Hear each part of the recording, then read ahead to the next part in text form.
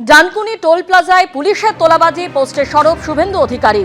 নাকা চেকিং এর নামে ট্রাক দাঁড় করিয়ে টাকা তোলাটা এখন প্রাতিষ্ঠানিক দুর্নীতি। টাকা দিতে না চাইলে হয় মিথ্যে কেস দেওয়া হয়, নয় মারধর বা অত্যাচার। পুলিশের সঙ্গে এক শ্রেণীর সিভিক ভলান্টিয়ার বা হোমগার্ডরা এই কাজটা করেন। ড্রাইভার খালাসিকে মারধর করতেও পিছপা হন না। আইনত এই অধিকার তাদের নেই। 19শে ফেব্রুয়ারি 2026 ডানকুনি টোল প্লাজার কাছে আক্রান্ত এক ট্রাক ড্রাইভার আর খালাসি। এক সিভিক ভলান্টিয়ার কিভাবে ড্রাইভারকে কোনো কারণ ছাড়াই লাঠি দিয়ে মারছে। প্রশাসনের প্রচ্ছন্ন মদতে এই ধরনের কার্যকলাপ ঘটছে দিনের পর দিন। অবিলম্বে তৃণমূল সরকারকে সরানো প্রয়োজন, পরিবর্তন হওয়া দরকার। পোস্ট বিরোধী দলনেতা শুভেন্দু অধিকারী। যদিও এই বিষয়ে এখনো পর্যন্ত পুলিশের কোনো প্রতিক্রিয়া পাওয়া যায়নি। রানাঘাটে বিজেপি বিরোধী পোস্টারে চাঞ্চল্য ছড়িয়েছে।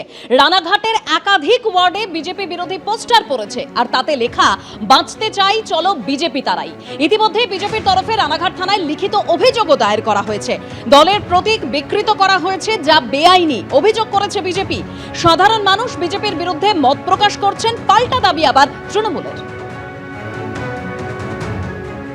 সপ্তাহের শুরুতেই রানাঘাট শহর জুড়ে পোস্টার বিতর্ক ঘিরে রীতিমতো চাঞ্চল্য ছড়িয়েছে, এবং যেটা দেখলে বোঝা যাবে বেশ কয়েকদিন আগে থেকেই কিন্তু রানাঘাট শহর জুড়ে বিজেপির তরফ থেকে বাঁচতে চাই বিজেপি তাই, এবং বিজেপির যে পদ্মফুল সিম্বল দেওয়া বিভিন্ন জায়গায় এরকমভাবে দেওয়াল লিখন হয়েছে 2026-এর নির্বাচনকে সামনে রেখে।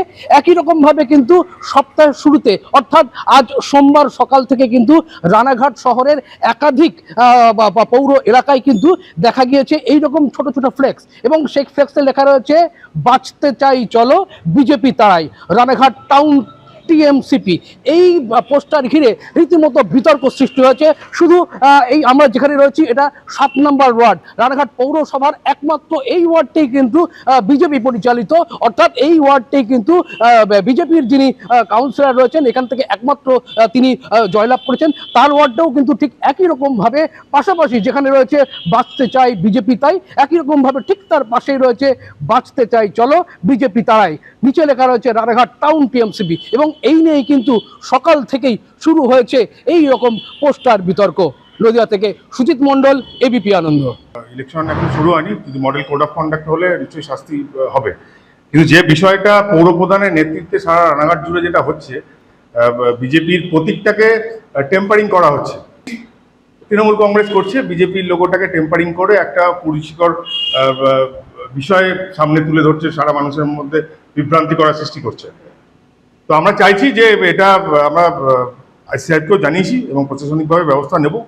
যদি না নেয়, এবং আমি দায়িত্ব নিয়ে বলছি, আমরা ছিঁড়ে দেবো। পৌরপ্রধান যদি মনে হয় কিছু করার তিনি করে নিতে পারেন। আমাদের দলগত নেতৃত্ব আছে, তাদের সিদ্ধান্তে এটা হচ্ছে। আর আমাদের ওটা স্লোগান রয়েছে যে আমরা বাঁচতে চাই বিজেপি তারাই। এই স্লোগানের বাঁচতে চাই চলো বিজেপি তারাই, এই স্লোগানের ভিত্তিতেই ওটা আমাদের সব জায়গায় করা হচ্ছে, ভোটের আগে ক্যাম্পেনিং করা হচ্ছে। এটা নিয়ে কি বিতর্ক আছে জানি না, বিজেপি তো মমতা বন্দ্যোপাধ্যায় সম্পর্কে, অভিষেক বন্দ্যোপাধ্যায় সম্পর্কে, আমাদের নেতৃত্ব আমাদের সম্পর্কে কুরুচিকর ভাষার শেষ নেই ওদেরকে। তাদের ওদের কুরুচিকর ভাষাকে ওরা বন্ধ করুক, তারপরে তো সিম্বল দিয়ে আমরা মন্তব্য করবো। 1000 টাকা ভাতা নয়, বেতন বৃদ্ধি করতে হবে, একাধিক দাবি নিয়ে বিকাশ ভবন অভিযান শিক্ষক শিক্ষিকাদের। সমগ্র শিক্ষা বাঁচাও মঞ্চের ডাকে সল্টলেক পিএনবি মোড় থেকে মিছিল করে বিকাশ ভবন অভিযান।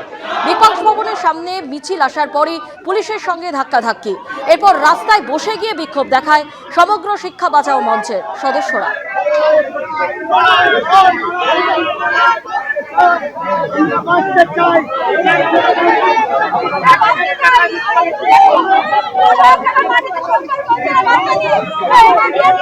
এবিপি আনন্দ, এগিয়ে থাকে, এগিয়ে রাখে।